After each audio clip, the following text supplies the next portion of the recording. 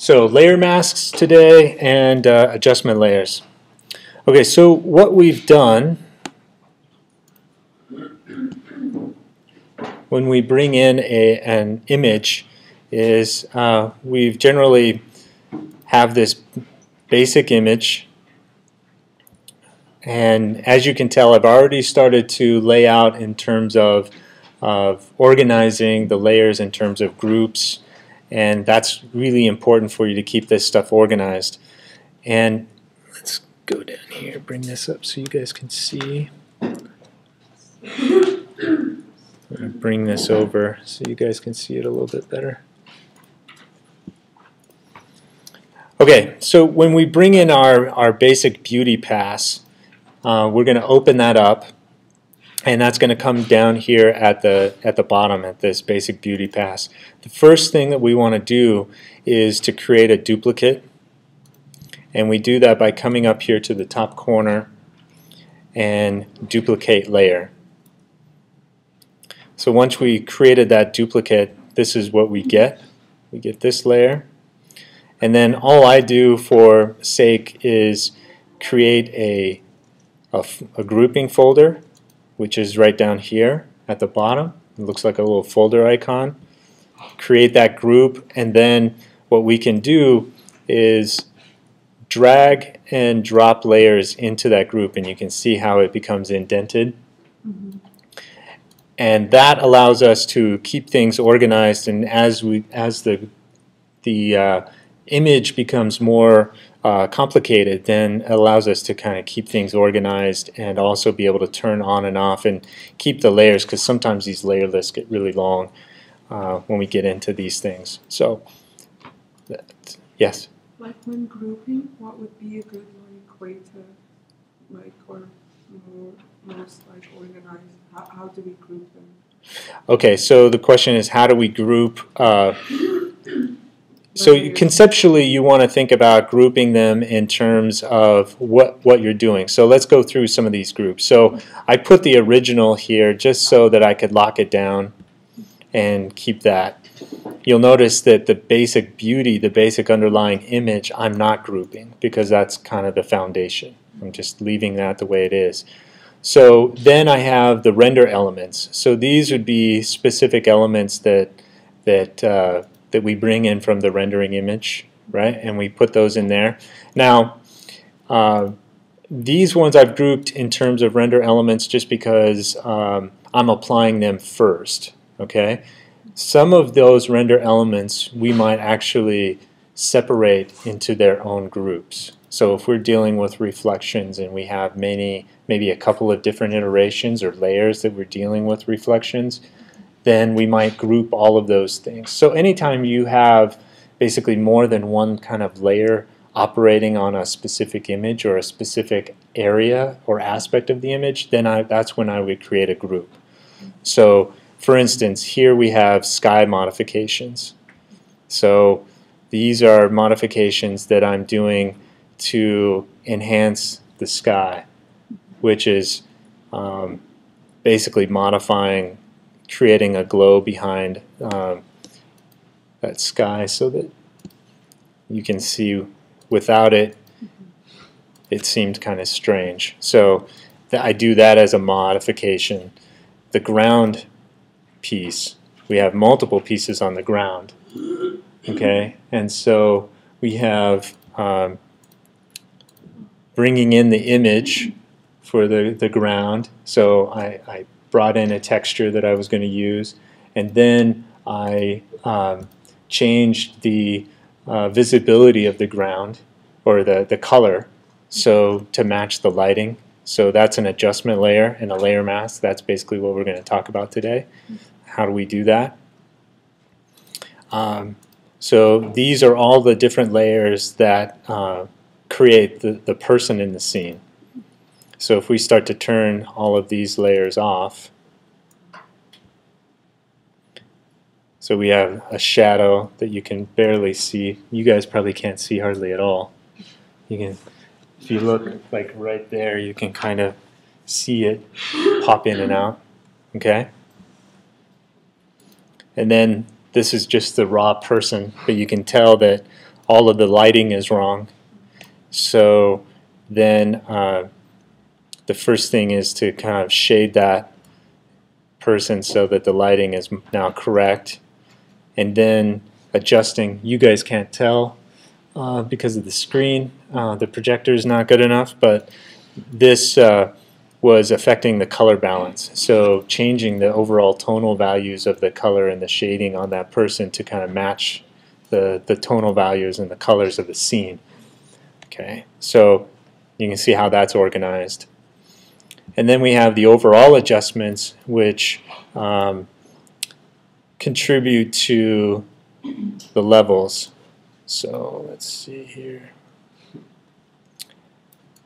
So the first is the overlay painting, which darken and lighten specific aspects of the image to make that the focal point pop more. And then changing the overall levels to pop them up, and so it becomes a little bit more contrast. So that becomes a group. And then these other pieces are light rays, which are just a little bit of an enhancement, again, of trying to give some angles and some diagonals to bring people from the sky into the image. That is, again, we're looking at real subtle kind of changes. And then the selection masks I put in their own group because I just want to have those generally turned off, and all I want to be able to do is click on this and don't need to see it. I just want to be able to click on it and be able to pick from that image. And same thing with the sky or the ground. But I keep those separate, but I'll never turn those on.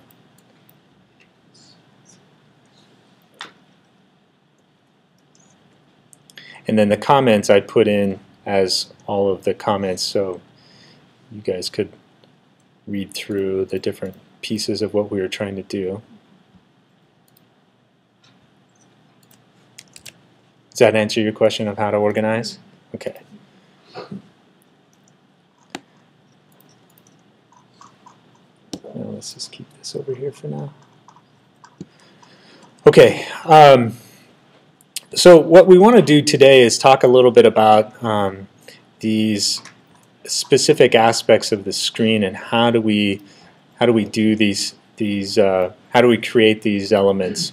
So the big thing that to help you understand or help you work more effectively is these ideas of selections and layer masks.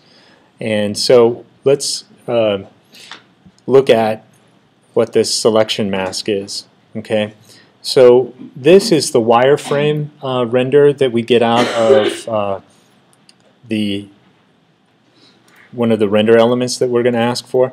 Now you'll notice that one of mine is messed up right now, which is this one here, because this face that I have is sharing the same color as this piece of glass, so that's giving me the wrong render element. So what you want to do is when you are exporting that, you want to make sure that all of your wire colors, when you select an object, it comes up in the name over on the right hand side, and then it has a little color right next to it. That's the wire color. You want to make sure that each one of those elements are different for each of the objects so that you can select them. That becomes important. So here was a little mistake, and then I had to go back, and that caused a little bit of a fuss for a little while until I figured out what was going on. Then the other thing is this sky mask. So this is the alpha channel mask. This is that alpha channel that you're going to get, and basically what it's going to do is separate the sky from all of the foreground elements that you would have. And that becomes a real handy thing to replace the sky and to adjust the sky, and also to adjust the ground level as a basis. Okay, so that's why we have these selection masks, and then that's why we put them in a separate layer. The other thing I do is lock these layers, which is using this lock tool here so that I don't accidentally mess around with them and screw them up. They keep steady, but I can still use them to select things, which is all we really want them for. Okay? So get those in there, get those separated. That becomes a really handy tool. And you can keep those selection masks off. You don't have to see them to actually get them to use them. As long as you select the layer, highlight the layer, and use the magic wand tool, you can select everything on that layer and it will make it nice and clean. Okay? Questions about that? Pretty simple, but very handy. Okay, so what we're going to be looking at here, Control D will deselect everything. So if you have a selection and you want to get rid of it, Control D gets rid of it. If you're on the Mac, it's Command D. Okay. So the next piece we talked about a little bit in terms of these different layer types. Okay. So whenever we have a layer, we have a blending mode, which is shown here in this panel here, and there are different types, and these different blending modes are generally have to do with think about it in terms of black and white. So up here, what it's doing here is all of these basically white becomes transparent, okay, and then it's going to then use that luminosity value as it goes to black as being less opaque. So if we have a plan that's black lines on a white background and we want to overlay that onto an image, we would use multiply, and what it would do is make all of those things that are white totally transparent, and it would keep everything black as solid. And there's different ways in which different algorithms in which it uses, and oftentimes what you have to do is just try out a few of them and kind of find which one works the best for a particular image. There's no kind of set way. Most of the time it's going to be multiply, but oftentimes there are, depending on what you have and what kind of effect you're looking for, other ones might work better. Okay, and so lighten and screen is the opposite. Okay, so it's dealing with white as the non-transparent, so it's just the opposite. And there's usually these are a little bit. Each one of them does a very different sort of thing, but oftentimes you'll use screen and lighten are the two most prominent, but other ones work as well, like this one I'm using linear dodge. And then the overlays in these tend to be more thinking about 50% gray, like the middle tonal values as being more transparent. Overlay in particular, at 50% gray means it absolutely does not change, and then you will lighten and darken the image based on its luminosity value, which is either white or black. So any gradients over there. And that's why we use the overlay for these overall modifications. So this here you'll see is an overlay, and when we do that, I can basically paint that light and dark. But if you want to see what that looks like, so this is what that is doing. This is what the image is. And what's nice about overlay too is that it doesn't just work on black and white. All of these work. Color can factor into it as well. Okay, so you'll notice up here it's not black. It's actually this dark navy blue that I'm painting in there because I didn't want the sky to look too dirty. So same thing here is I could have done, if I really wanted to pop more red, I could have chosen a lighter pink or a yellow. So color does affect these kind of layers, but as you can tell, the gray part stays for the most part transparent. And you know, these different things, if we change them, the soft light changes how.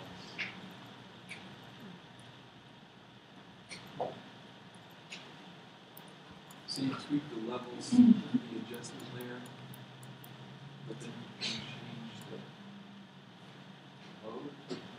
Yeah, so the adjustment layer, this allows me to paint in darks and lights, so I can create those tonal values that I really want, and to create areas of contrast that I want to work with my composition so that it looks right. The overall levels allows me to take those pieces and kind of tweak them and we'll talk about that in a minute. So they work in kind of tandem, okay? So those are the different blending modes that you'll generally use. Sometimes you use the hue and saturation. These difference, exclusion, subtract, this set I almost never use. I can't think of a time where I found them to be appropriate. Likewise, I've never used dissolve either. I mean, sure, there's probably some reason why, but I have not found it in architectural rendering to be applicable. But pretty much I've used all of these in one case or another, these three first sets, okay? These ones not so much, and then I've used these hue, saturation, and color as kind of special effects, and so those can really be helpful. The best thing to do is there's no harm in trying, you know, like just going in and saying, okay, what does that do? And soft light, okay. But you can pretty much tell though what species of kind of blending mode you're going to want. So when you have dark overall images like this, you probably, that tells you that you're going to be in the screen and those kind of modes, because most of that is, most of the black you want to go away. You want to be transparent. You want it to focus on these elements. So that's going to pretty much tell you that you're in this realm. Now if I have other things, like we don't have these here, but we might have ambient occlusion pass, or we could also look at maybe some overall lighting passes that are kind of more on a white background, that are white predominant, and so that's going to tell us that we probably want to make that transparent for the most part and focus on the dark elements, which would put us up into these dark and light and multiply areas. Okay, so those are your basic rules of thumb in how we put those images together. Okay, some important things to think about are how we can adjust the different aspects of the image.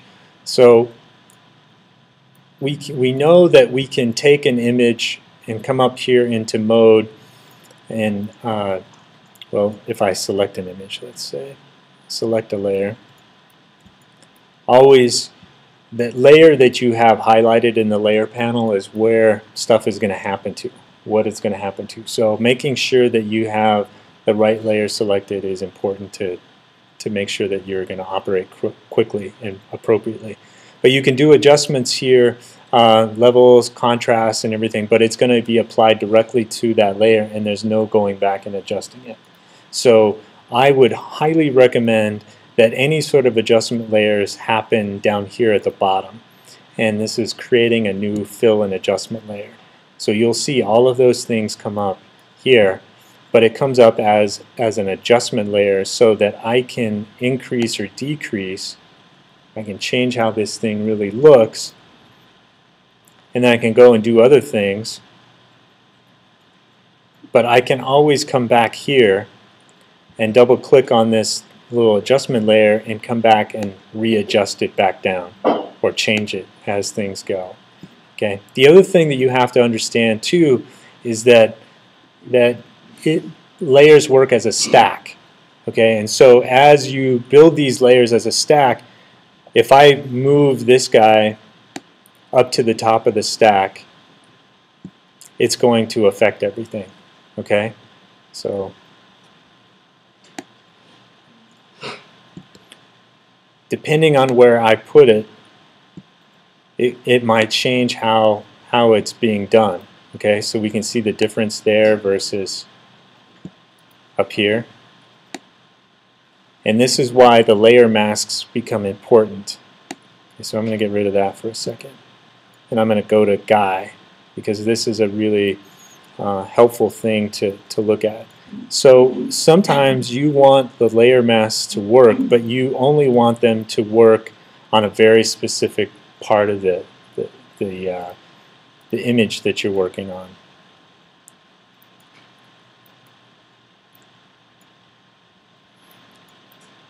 So what this layer mask allows us to do is basically tell it where to apply the image, where to apply this effect. So in this case, all it's doing is applying this effect, this color change, to this mask that I've created. Okay, and the way I've done that is by just creating a selection. Okay, so we could go up to our selection here, and I could select this window panel, for instance. Let's just play with this for a second. And I could go here. I'm just going to create a new adjustment layer, which is brightness and contrast. And you'll notice that because I had that selection, it's created a layer mask for me. So now any adjustment that I make here is only going to be applied where that mask is. And the other great thing is that I can come in and manually paint on this mask. If I paint white, then wherever I paint white, it's going to apply that effect. Okay?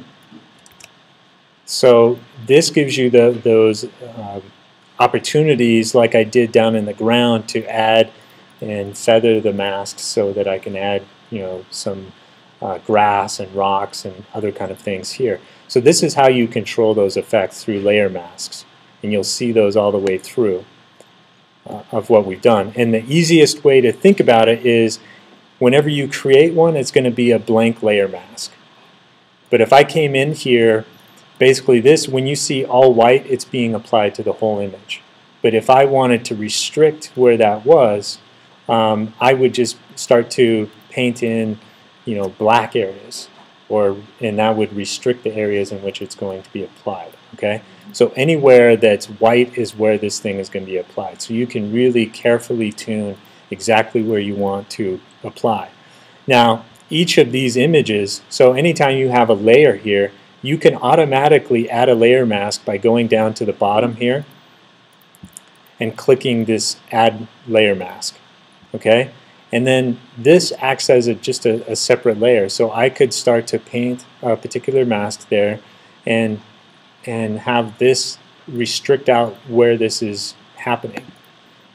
Now if you right click on that, we can disable the layer mask, we can delete them, we can intersect. So the other thing let's disable this layer mask, or delete it actually, since we don't need it. But let's say that I went here and I selected the ground.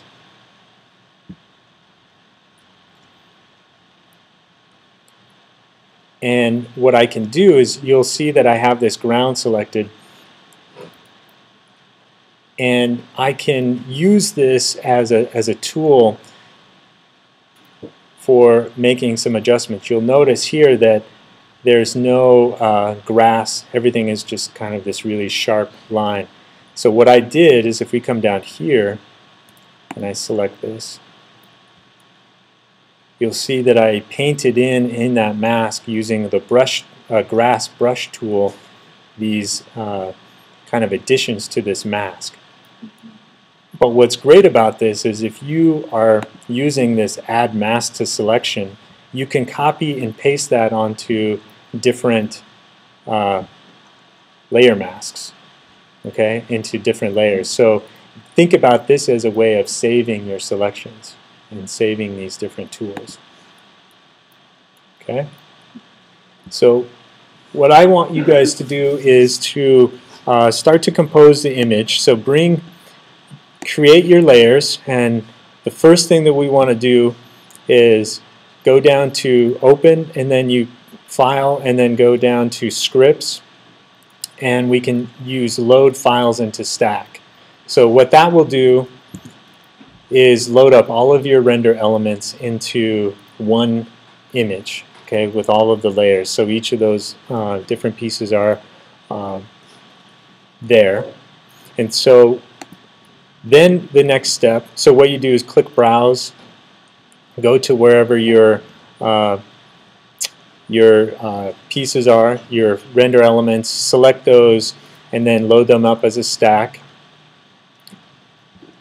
And then what you're going to get is probably 4 or 5 different render elements that are just here. Okay, make sure that you then start to set up this where you have the beauty layer, save that as the original, lock that down, make a copy of it so that that one is working. And to me, I think I would put all of the render elements into one original layer and then make copies of all of those and start to work so that if you mess up one of those, that you can always have that to come back to. Okay? So the originals would be all of those elements that you've imported, and then you make copies of them as you need them by selecting on it, going up here and say duplicate layer. Okay? Then you drag it up and move it to wherever you want. So, and very basically what I want you to do is experiment with those layers. So the ones that are black, use the different layer blendings and do them one at a time and adjust their opacity. Most oftentimes you don't want the full opacity. So like this one, you can see here I'm using a linear dodge, but the opacity on it is only 4%. Okay, so you tweak those down, and I want to get your first pass. Let's get all of those render elements, get the Photoshop piece organized, and have your first pass at how these interactions, and work with them and play with them so you can start to understand how they work together. Okay, and then we'll go into more depth on Wednesday on how to really use them effectively, in addition with layer masks and in addition to these adjustment layers. Okay? All right. That is all for today.